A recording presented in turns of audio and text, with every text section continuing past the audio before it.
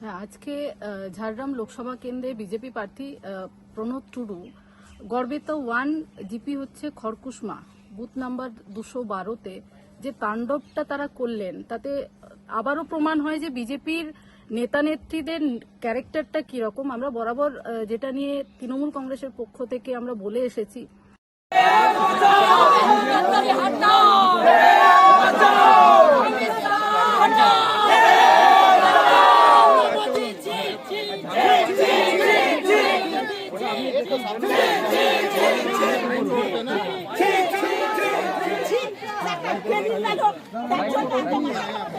যে বিজেপি মহিলাদেরকে সম্মান করতে জানে না, মহিলাদেরকে বারবার অসম্মান করা হয়, যেটা আমরা সন্দেশখালীর ক্ষেত্রেও দেখেছি। মহিলাদেরকে বিভিন্নভাবে ব্যবহার করা হয় এবং আজকেও গড়বেতায় যে ক্যান্ডিডেট, বিজেপির যিনি ক্যান্ডিডেট ঝাড়গ্রাম লোকসভায়, তিনি যে কাণ্ডটা করে আসলেন এবং একজন মহিলার মাথা মেরে ফাটিয়ে দিয়ে আসলেন, তাতে আরেকবার প্রমাণিত হয় বিজেপির নেতা নেত্রীরা বারবার এভাবেই অশান্ত করার চেষ্টা করছে এলাকায়।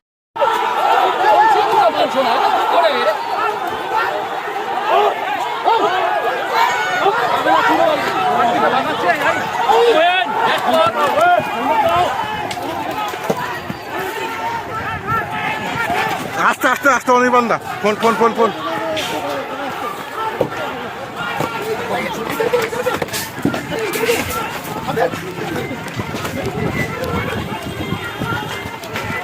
হ্যালো,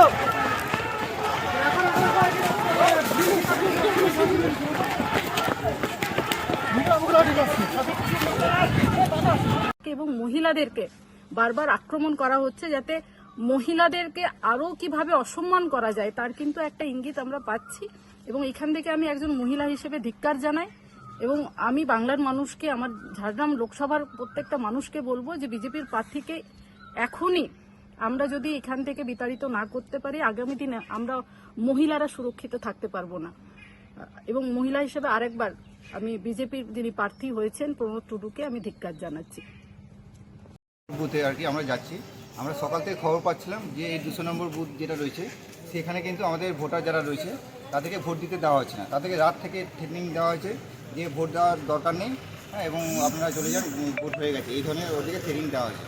আমি এই কথাটা জিএম সাহেবকেও বলেছি, কিন্তু আমি এসে দেখলাম যে সত্যি মানে এখানে 2-3 ঘন্টা আগে বলেছি, কিন্তু কোনো রকম পুলিশ প্রশাসনের তরফ থেকে সেরকম কোনো আশ্বাস দেওয়া হয়নি।